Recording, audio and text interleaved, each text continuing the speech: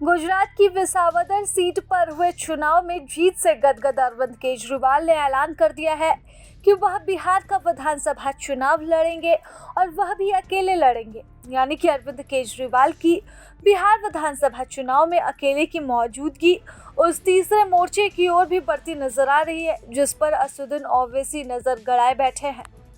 अब सवाल है कि जो अरविंद केजरीवाल और आम आदमी पार्टी दिल्ली से निकलकर पंजाब पहुंची और फिर गुजरात और गोवा में उसकी थोड़ी बहुत हनक है, उस पार्टी के पास बिहार में ना तो कोई नेता है और ना ही कार्यकर्ता। उसे बिहार में हासिल क्या होगा? क्या बिहार विधानसभा चुनाव में केजरीवाल महज खेल खराब करने के लिए उतरे हैं, या फिर वो एक बार फिर से 2014 वाली वो गलती दोहरा रहे हैं जिसमें उन्होंने वाराणसी में पीएम मोदी के खिलाफ चुनाव लड़कर अपनी ही फजीहत करवा ली थी?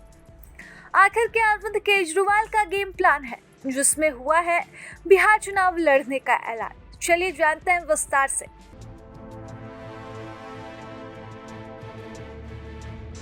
दरअसल अरविंद केजरीवाल ने साफ कर दिया है, अब वह एकला चलोरे वाले हैं। दोस्ती किसी सियासी दल से नहीं और दुश्मन तो अब सब है। लेकिन केजरीवाल का सबसे बड़ा सियासी दुश्मन कौन है?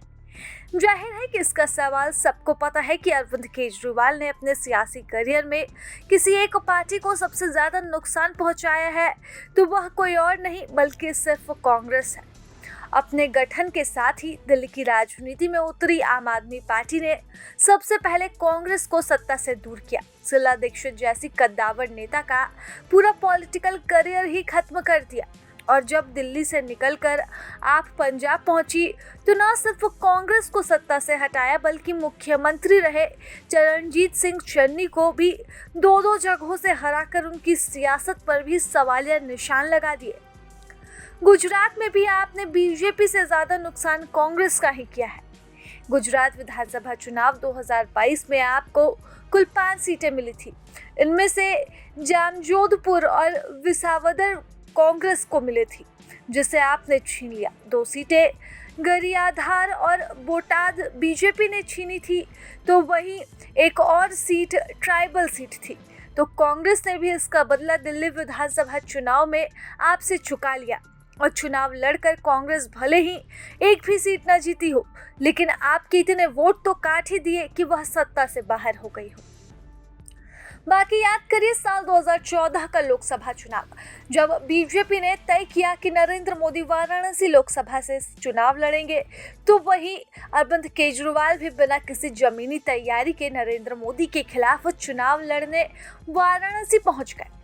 जबकि कांग्रेस की ओर से तब भी अजय राय उम्मीदवार थे, लेकिन केजरीवाल के 2 लाख से भी ज्यादा वोटों की वजह से अजय राय तीसरे नंबर पर पहुंच गए। जब 2019 में केजरीवाल वाराणसी से चुनाव नहीं लड़े तो अजय राय को 2014 की तुलना में दुगने से भी ज्यादा वोट है और 2024 में तो 2019 की भी तुलना में करीब 3 गुना वोट मिले।